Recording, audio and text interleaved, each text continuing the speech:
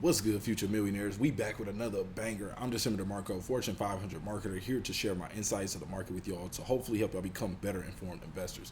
Salute to y'all for pulling up on the channel. Make sure you hit that thumbs up like button for the YouTube algorithm and do not forget to subscribe. So we are back with another Luna update right now. Checking out the price, it is up 6.7%.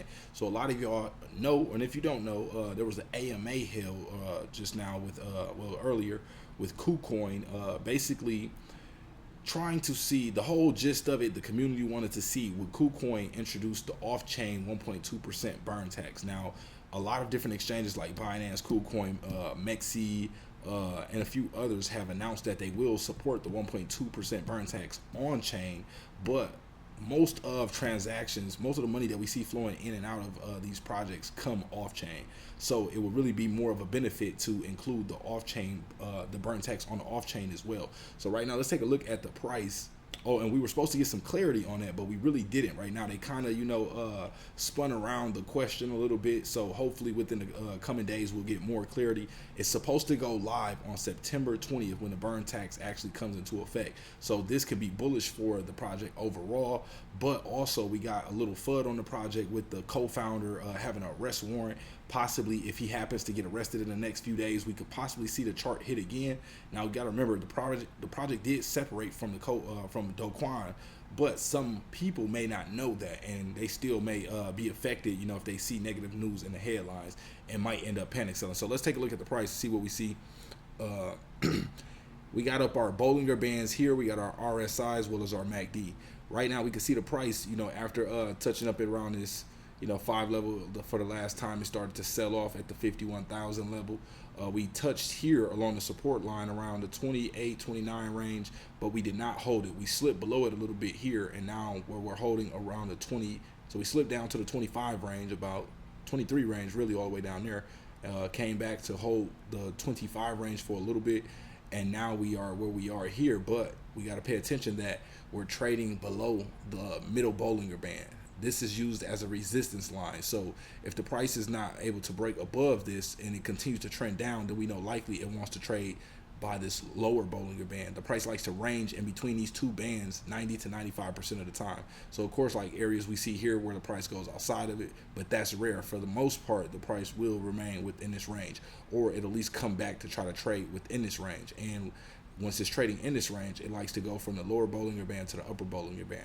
But sometimes it will use this middle Bollinger Band as a support level if it's falling from the top, or it will use it as a resistance level if the price is moving up from the bottom like we see here. So notice how the price is starting to push up here, and every time we get right to that middle Bollinger Band, you see this little small line coming out this green candle here. That's called a wick or a shadow. As soon as the shadow starts to touch that middle Bollinger Band, we start to see people sell it off and push it back down to this level.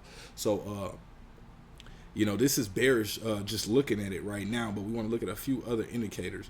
Our RSI is at a 51, really not oversold or overbought yet. So it's a little better if we've seen the price or the RSI down around this 30 range here, because we know buyers are more likely to step in.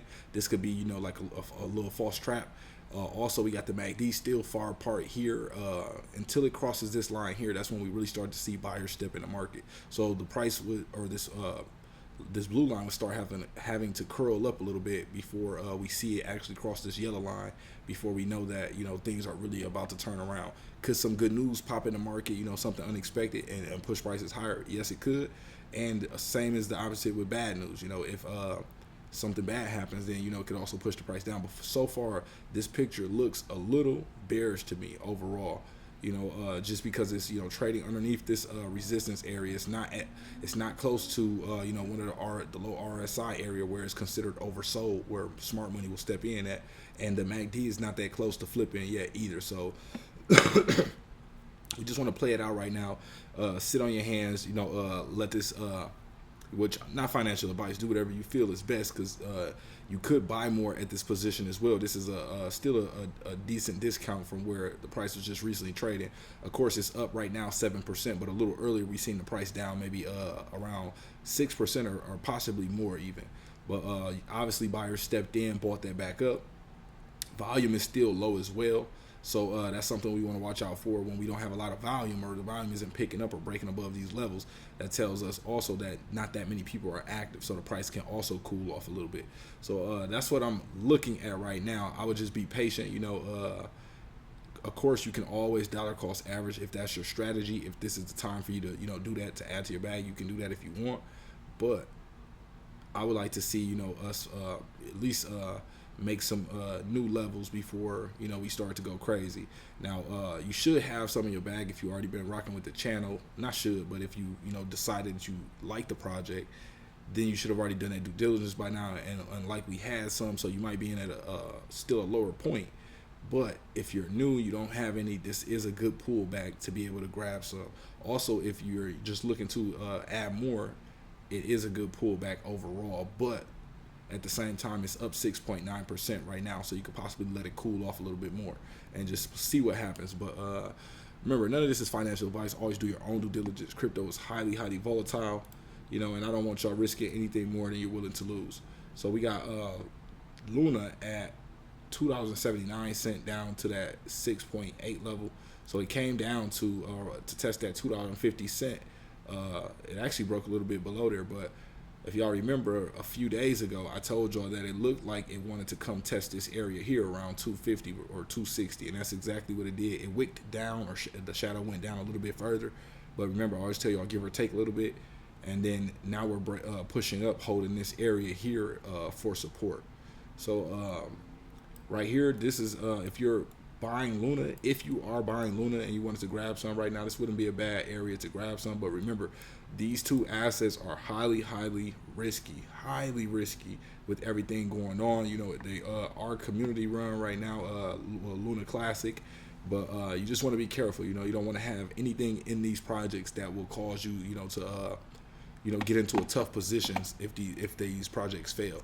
But that's all we got for this video, man. Salute to everybody for pulling up. Appreciate y'all. Make sure y'all go check out yesterday's live stream. Hit the like on the video. Also drop a comment. Let me know you're rocking with me. And that's all we got for this video, man. Appreciate y'all for pulling up, and we are out.